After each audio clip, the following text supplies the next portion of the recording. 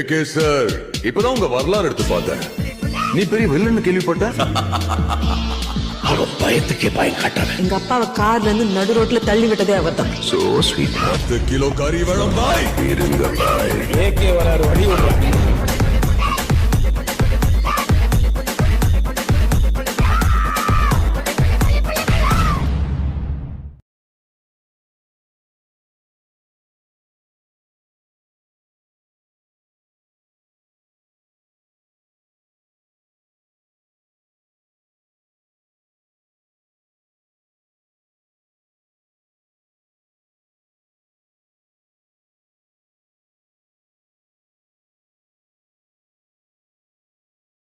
AK sir, இப்பதான் உங்க வரலாறு எடுத்து பார்த்தேன்.